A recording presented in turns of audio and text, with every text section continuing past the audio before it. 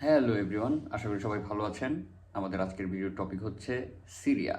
সিরিয়াতে এই আসাদ রেজিমটা কিভাবে আসছে, তারপর কিভাবে প্রোটেস্টগুলো শুরু হয়েছে, আর এখনকার কাহিনী কি, আমরা এটা নিয়ে আজকের ভিডিওতে কথা বলবো। তো সিরিয়ায় যে সমস্যাটা সেটা শুরু হয় 1970 সালে। 1970 সালে এই যে এখনকার যে প্রেসিডেন্ট বাশার আল আসাদ, এর বাপ মানে আব্বা, এর আব্বা নাম ছিল হচ্ছে হাফিজ আল আসাদ। তো এই হাফিজ আল আসাদ ছিল মিলিটারি পার্সোনেল, ঠিক আছে। তো সে 1970 সালে একটা মিলিটারি কুয়ের মাধ্যমে সিরিয়ার ক্ষমতা দখল করে নিজেকে নাম দেয় হচ্ছে প্রেসিডেন্ট।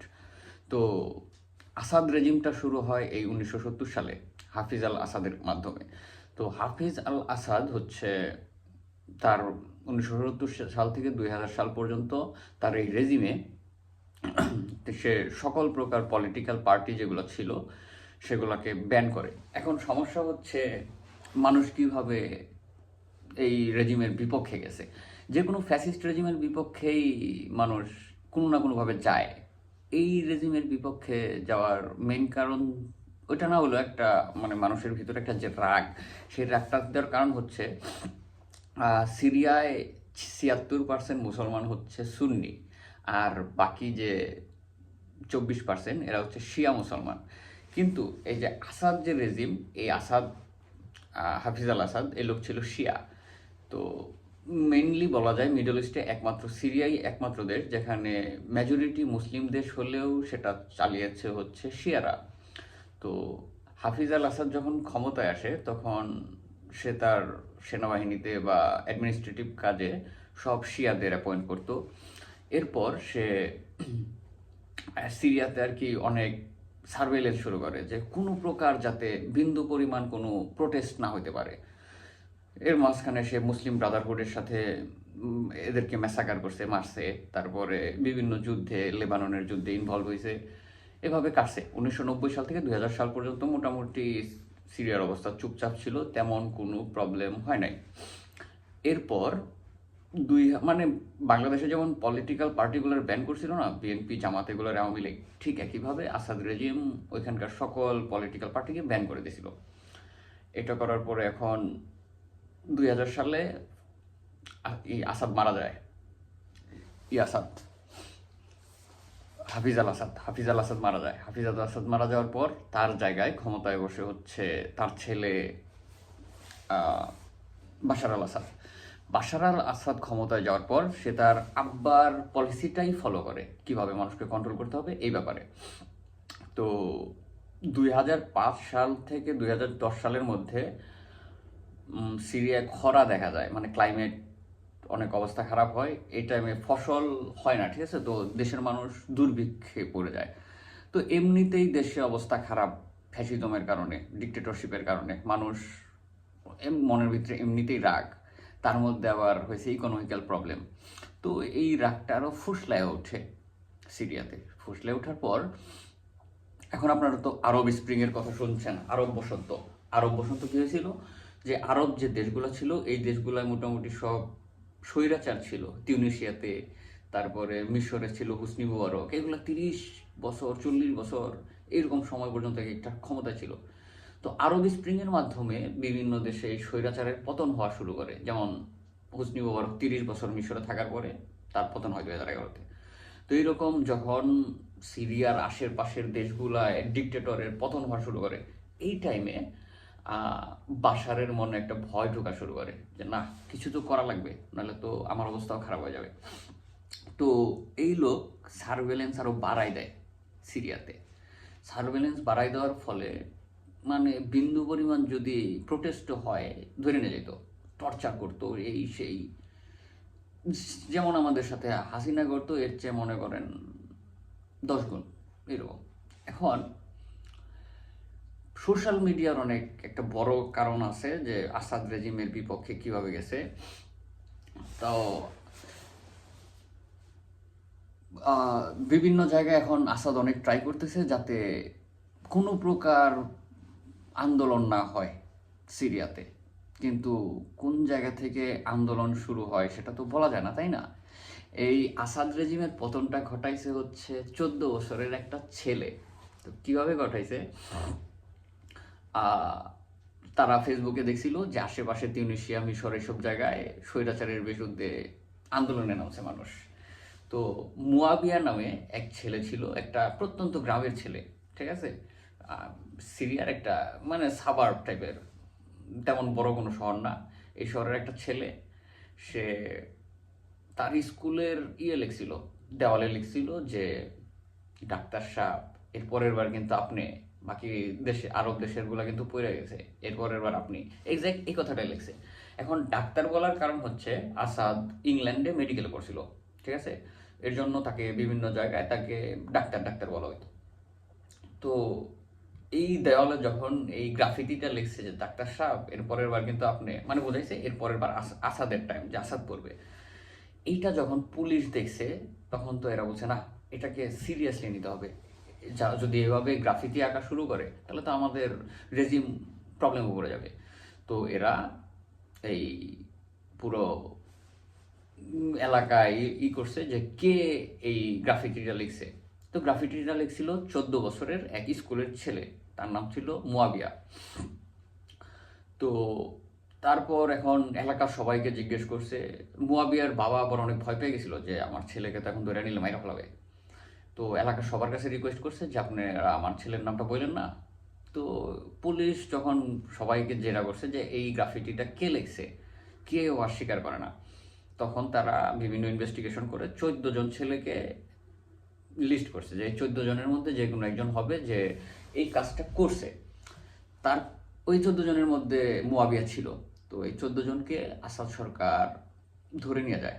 ধরে নিয়ে যাওয়ার পর এদেরকে অনেক টর্চার করে, হাতের নখ খুইলা ফালায়, তারপরে পা ভেঙে দেয়। 14 জনকে, বাচ্চা সবগুলো 13-14 বছরের বাচ্চা। এখন ওই গ্রামের মধ্যে ছোটোখাটো প্রোটেস্ট শুরু হয় যে না, আমাদের ছেলেদের ছাইড়া দেন, এরা তো কিছু করে নাই। এখন এই প্রোটেস্ট যখন শুরু হয় তখন পুলিশ কি করে, এদেরকে তো ছাড়েই নাই, উল্টা প্রোটেস্টারদের ধইরা নিয়ে গেছিল, কি বলে, জেলে নিয়ে গেছে। জেলে নেওয়ার পরে এখন সোশ্যাল মিডিয়ায় এই কাহিনীটা ধুম করে ছড়ায় পড়ে চারপাশে। যখন এটা ছড়ায় পড়ে তখন আরও মানুষ, এগুলো সব অহিংস আন্দোলন ছিল, তখনও তারা আন্দোলনে যায় নাই যে এখন আমরা মারামারি করবো বা ভাঙচুর করবো, এগুলাই যায় নাই। তো যখন আন্দোলনটা পুরো সিরিয়াতে এসকেলেট হয়ে যায় যে এই বাচ্চা বাচ্চা ছেলেদের ধরে নিয়ে গেছে, তার উপর আমরা এটা মানবো না, ওদের ছাড়তে হবে। তো আসাদ রেজিম এত প্রোটেস্টের পরে বলছে যে না, আমাদের এই বাচ্চাগুলোর ধর একটা ব্যাড মুভ ছিল, এদেরকে আমাদের ছেড়ে দিতে হবে। তো বাচ্চাগুলোকে যখন ছেড়ে দিছে তখন বাচ্চাদের দেখে সিরিয়ার মানুষ আরও খেপে গেছে, কারণ এদের নখ খুলে ফেলছিল, পা ভাঙ্গা দিছে, শরীর রক্তাক্ত, এরা হাঁটতে পারে না। এদের দেখে এখন মানুষ আরও খেপে গেছে। খেপে যাওয়ার পরে এরা ডিসিশন নিচ্ছে পরের শুক্রবার জুমার নামাজের পর এরা আন্দোলনে নামবে।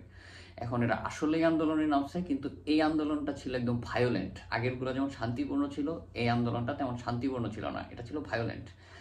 তো আসাদ রেজিম কি করছে, এই জুমার নামাজের পরে যে আন্দোলনে নামছে এদের উপরে ফায়ার করছে। ফায়ার করার কারণে এখানে অনেক মানুষ মারা গেছে। এখন যখন মারা গেছে তখন পুরা সিরিয়ার মানুষ আর কি ক্ষোভে রাগে যে আমরা তো মরবই, এখন আমরা যেহেতু মরবো এই আসাদরে নামায় ছাড়বো। এটা 2011 সালের কাহিনী। তো এই এই এই কাহিনী হয়। তো এরপর আসাদ হচ্ছে অনেক চেতে যায় যে না, এটা কিছু তো একটা করতে হবে। তো এ হলো 2013 সালে সাধারণ সিরিয়ান সিভিলিয়ানদের উপর কেমিক্যাল ওয়েপন মারে। কেমিক্যাল ওয়েপন 193টা না 92টা দেশে ব্যান, যেগুলো ইউজ করা যাবে না। সিরিয়া একমাত্র দেশ যেটায় ওরা সাইন করছিল না যে না আমরা ইউজ করব। তো জনগণের উপর যখন ইউজ করে তখন আর কি এই সমস্যা, পুরা একটা রেবেল সৃষ্টি হয়। তো সিরিয়ান যে আর্মি ছিল, আসাদ রেজিমের আর্মি, এদের মধ্যে অনেকে রিভোল্ট করে যে না, আমরা কেন আমাদের জনগণকে মারবো, জনগণ চাইছে তুমি সরো, তোমার সরতে হবে, আমরা তো জনগণকে মারবো না। তো এর মধ্যে অনেক ট্রেন্ড সোলজার তারা এই নেমে আসে, জনগণের পক্ষে নেমে আসে এবং তারা একটা রিভোল্ট করা শুরু করে। তো প্রথমে এরা 15 জন করে একটা করে গ্রুপ বানায়। গ্রুপ বানানোর পরে এরা কি করে, মানুষকে ট্রেনিং দেয় আর্ম ফোর্সের। এই ট্রেনিং দেওয়ার পরে এরা নাম দেয় হচ্ছে ফ্রি সিরিয়ান আর্মি, এই আর্মির নাম দেয় এফএসএ। এই এফএসএ যখন বানায় তখন এখন সিরিয়াতে হচ্ছে বাইরে থেকে যে আছে তারা এখন, যেহেতু আসাদ ছিল শিয়া, আসাদকে সাপোর্ট দেওয়া শুরু করছে ইরান, হিজবুল্লাহ, তারপরে আসাদের সাথে অনেক ভালো সম্পর্ক ছিল হচ্ছে রাশিয়ার। সো আসাদের সাইডে আছে ইরান, রাশিয়া, হিজবুল্লাহ, মানে সুন্নি যে দেশগুলো আছে সেগুলা ছাড়া বাকিরা হচ্ছে আসাদের সাইডে। আর সুন্নিরা হচ্ছে এফএসএ কে সাপোর্ট দিছে, ফ্রি সিরিয়ান আর্মিকে, যেমন সৌদি, কাতার, কুয়েত, এরা ফ্রি সিরিয়ান আর্মিকে সাপোর্ট দিছে। এইটা দেওয়ার পরে এখন ইরাকে তখন চলতেছিল আইএসের তাণ্ডব। আইএসের যে জঙ্গি ছিল এদের নাম ছিল প্রথমে ISI, Islamic states of Iraq. তখন আইএসআই যখন দেখলো যে না, আমাদের পাশের দেশ সিরিয়াতেও গন্ডগোল হচ্ছে, আমাদের এখানে আমাদের এই রিজনটা এক্সপ্যান্ড করা উচিত, এক্সপ্যান্ড করে আমরা আমাদেরটার নাম দেবো আইএসআইএস।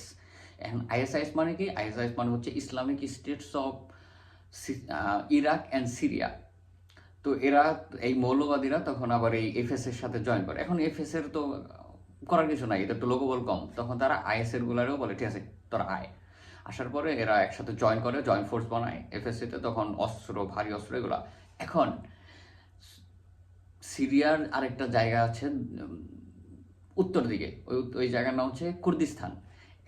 এখন কুর্দিস্তানে যে কুর্দিরা এখন দেখতেছে যেহেতু আসাদ রেজিম অনেক ভলনারেবল, আমরা এই টাইমে নতুন আন্দোলন শুরু করি, আমরা করব হচ্ছে আমরা কুর্দিস্তানের জন্য এখন যুদ্ধ করব। তো এখন সিরিয়ায় 4টা গ্রুপ ফাইট করতেছে আসাদের বিপক্ষে। কে? আইএসআইএস জঙ্গিরা, তারপরে Syrian freedom army, FSA, freedom army of Syria যেটা, তারপরে বামপন্থী একটা আছে, আর হচ্ছে এই যে কুর্দিরা। এই 4টা মিলে আসাদের বিপক্ষে হচ্ছে যুদ্ধ শুরু করছে। এখন ফান্ডিং দেওয়া শুরু করছে, আসাদকে দেওয়া শুরু করছে হচ্ছে রাশিয়া। আর এই যে এর বিপক্ষে যে রেবেল আছে এদের ফান্ডিং দেওয়া শুরু করছে হচ্ছে আমেরিকা। তো ডোনাল্ড ট্রাম্প যখন আসে সে বলে যে না, এই সিরিয়ার যে প্রবলেম এটা একটা নেভার এন্ডিং প্রবলেম, এই প্রবলেমে আমরা জড়িয়ে আমাদের যে ক্ষতি হচ্ছে, সো আমরা এখান থেকে আমাদের হেল্প সরাই নেব। এটা সরাই নেওয়ার পরে এখন নতুন সমস্যা যেটা শুরু হয় 2017 সালে, আসাদ আবার কেমিক্যাল ওয়েপন মারে জনগণের উপর। তো তখন আমেরিকা আবার তাদের সৈন্য ডিপ্লয় করে, এখন 2017 পরে গত 5-7 বছর সিরিয়াতে একটু ঠিক ছিল, যে মানে তেমন যুদ্ধ হচ্ছিল না। বাশার রেজিম যেটা, এটা সাপ্রেস করে রাখতে পারছিল, কিন্তু রেবেলদের পুরোপুরি সরাইতে পারে নাই। এখন এই যে গত 7 দিনে যা দেখতেছেন, এই রেবেলরা আবার পুনরুজ্জীবিত হয়ে এখনকার নিউজ অনুযায়ী আসাদকে তারা সরাই দিছে। তারা পুরা দামেস্ক সহ পুরা সিরিয়ার কন্ট্রোল এই রেবেলরা নিয়ে নিছে। এখন সিরিয়াতে কেবল ইসলামিক স্টেট যে ক্ষমতা নিছে এটা বলাটা একটু মুশকিল, এটা অনেক গ্রে একটা এরিয়া, যেহেতু এখানে Russia, America, Saudi, Iran, Israel, তুর্কি, মাঝখানে আবার তুর্কিও একবার দেখবেন যে এই কুর্দিস্তানে বোমা মারছিল, কারণ তুর্কির উত্তর দিকেও কুর্দিদের একটা বসতি আছে। তো তারা ভাবছে যে যদি সিরিয়ায় কুর্দিরা পাওয়ার পেয়ে যায় তাহলে আমাদেরও প্রবলেম হবে, এর জন্য দেখবেন কুর্দি মুসলমানদের উপরে তুর্কিরাও অ্যাটাক করছিল, এয়ার স্ট্রাইক করছিল। যাই হোক, সেসব কথা। তো গত 7 দিনে যেটা হয়েছে সেটা হচ্ছে এই রেবেলরা আসাদ রেজিমকে পুরা উৎখাত করছে। আজকের এই টাইম অনুযায়ী আমার যতটুকু ধারণা, আসাদ হচ্ছে এখন রাশিয়ায় চলে গেছে। এখন পাওয়ারটা কে নেবে এটা এখন আমরা বলতে পারতেছি না, এটা আমাদের জানতে কালকে বা পরশু পর্যন্ত ওয়েট করতে হবে। ইসলামিক স্টেটস আছে, এফএসএ যেটা ফ্রিডম আর্মি অফ সিরিয়া এটা আছে, তারপরে বামপন্থীরা আছে, তারপরে কুর্দিশ যেটা ওরা আছে। এখন পাওয়ার ব্যালেন্সটা কিভাবে করে এটা জানার জন্য আমাদের 2-3 দিন ওয়েট করতে হবে। কিন্তু আপাতত যেটা বলা যাচ্ছে সেটা হচ্ছে এই স্বৈরাচারী আসাদ রেজিম শেষ। আর এই স্বৈরাচারের মানে 2024টা আসলে সব স্বৈরাচারদের জন্যই একটা খারাপ বছর। যেমন হাসিনার পতন হয়েছে 2024 সালে, আসাদের মতো স্বৈরাচারের পতন হয়েছে 2024 সালে। আজকে পর্যন্ত এই পর্যন্তই। আমরা আগামীতে যদি আরো কোনো টপিক পাই, সিরিয়ার ব্যাপার হোক বা যে কোনো, আমরা সে ব্যাপারে আলোচনা করব। সবাই ভালো থাকবেন।